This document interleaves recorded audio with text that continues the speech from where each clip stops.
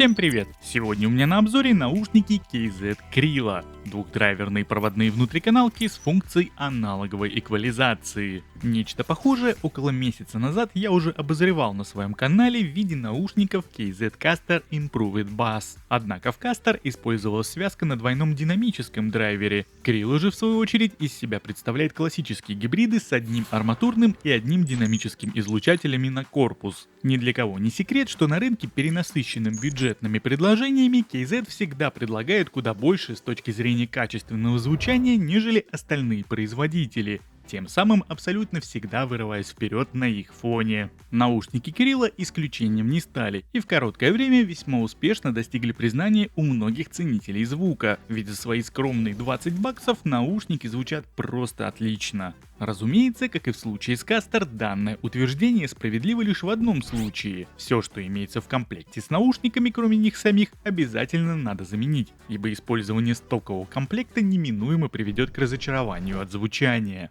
Опираясь на свой предыдущий опыт с доступным кабелем на замену, мой выбор пал на провод QKZ T1, который я покупал для модели Caster. Кабель здесь мягкий, имеет прямой металлический джек 3,5 мм для подключения к источнику и QDC коннекторы с приятными заушинами для соединения с наушниками. Стоит он, как и прежде, в районе 600 рублей, и данный кабель я могу однозначно рекомендовать на замену. Что же касается стоковых амбушюр, то в коробку положили обычные силиконовые. Насадки, конечно, так себе, но возможно кому-то и подойдут, по крайней мере пока ждете другие из Китая. Я же в свою очередь полез в свой арсенал и нашел то, что меня никогда не подводило. Этому боксу с амбушюрами на все случаи жизни уже около 2 лет, и именно они практически всегда меня спасают в подобных ситуациях. Если же говорить о самих наушниках, то тут, как и в случае с Caster, мне придраться не к чему. Наушники выглядят и чувствуются очень даже премиально, особенно для недорогого сегмента. Основной корпус состоит из двух частей. Лицевая сторона выполнена из шлифованного в глянец металла с узором, похожим на крылья, а внутренняя часть корпуса по классике KZ сделана из прозрачного пластика.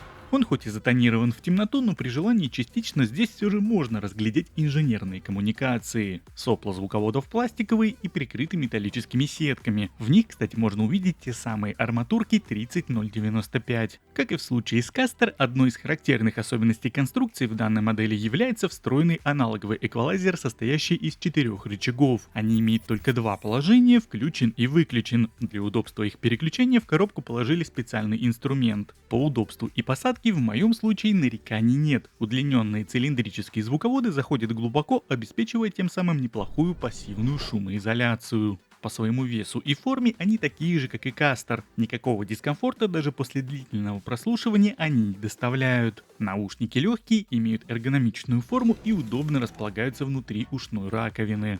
Как я и говорил в самом начале, в конструкции наушников используется двухдрайверная схема. 10-мм динамик отвечает за низкие частоты, а арматурный излучатель обеспечивает подачу середины и верхушек. Диапазон поддерживаемых частот составляет от 20 до 40 тысяч Гц. Чувствительность находится на уровне 106 дБ, а импеданс имеет интервал 28-36 Ом. Вкупе с нормальными амбушюрами и кабелем этого уже будет достаточно для хорошего звучания. Тем не менее, используя встроенные фильтры, можно добиться некого индивидуального звучания, которое полностью будет устраивать именно вас. В отличие от Caster, первые 3 рычага в активном состоянии будут отвечать за прирост низких частот по одному уровню плюсом к стоковому звучанию, а активация 4-го позволит добавить +1 к середине с верхом. Данная история реально рабочая, и лично я после всех манипуляций и различных комбинаций остановился на активации первых 2 рычагов, получив тем самым небольшой прирост по низким частотам. В принципе, и в стоковом звучании кому-то звук также может понравиться. Когда все переключатели настройки находятся в нижнем положении, Krilo демонстрирует хорошо сбалансированный V-образный звук. Количество баса присутствует на вполне приемлемом уровне, но при этом не кажется раздутым. Средние частоты сохраняют четкость и текстуру и немного уходят на второй план. Верхушки при этом звучат умеренно, но выразительно. Так что в целом KZ Krilo уже на старте показывает достойную настройку и хороший баланс, при котором музыка звучит приятно в различных жанрах. Саб-бас звучит достаточно глубоко, а на мид-басовом отрезке сохраняется сохраняется вес и текстура. В совокупности весь низкочастотный диапазон воспринимается приятно, объемно и широко. И я не могу сказать, что при этом наушники обладают какой-то темнотой в звуке или излишней басхедностью. Низкие частоты не заступают за границы середины, тем самым обеспечивая адекватный рисунок частотной кривой. Слышимых рывков и переходов в этих точках нет. В диапазоне средних частот вокал и инструменты звучат естественно и довольно ярко. Все играет разборчиво, без каши, даже несмотря на небольшой провал в этой области в сравнении с низкими и высокими частотами. Мужской и женский вокал звучат насыщенно и чисто, а гитарные партии прорисовываются более детально. В целом посередине у меня вопросов нет. Баланс хороший, звучание приятное. Высокие частоты не выпирают на передний план, даже несмотря на арматурный характер. Тарелочки не звучат резко, но при этом добавляют четкого эффекта финальной огранки. Именно благодаря арматурному драйверу наушники умеют хорошо подчеркнуть эту самую четкость в композиции. Он раскрывает более тонкие аспекты мелодии, которые, к примеру, бюджетным однодрайверным решением вывести не под силу. Несмотря на всю свою бюджетность, данная модель очень старается звучать дороже, придавая музыке больше детальности, и в некоторых моментах это получается сделать с успехом.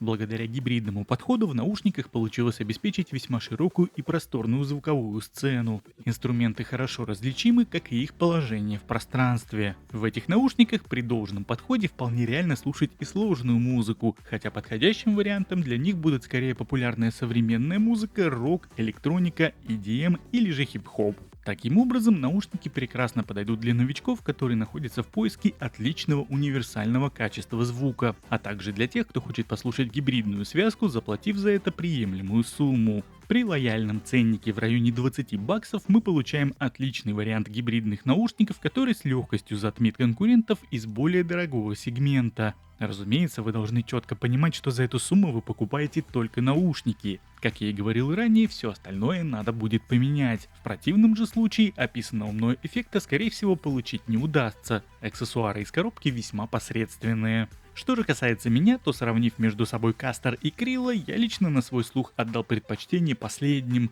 По своему характеру звучания они мне показались ближе. Однако и модель Кастер я считаю очень достойной во всех отношениях. Так что, подводя сегодня некий итог, я бы хотел в очередной раз сказать, что KZ снова удалось переиграть своих конкурентов в нише бюджетных проводных наушников. Я думаю, с таким утверждением мало кто может поспорить, особенно послушав эти две пары наушников.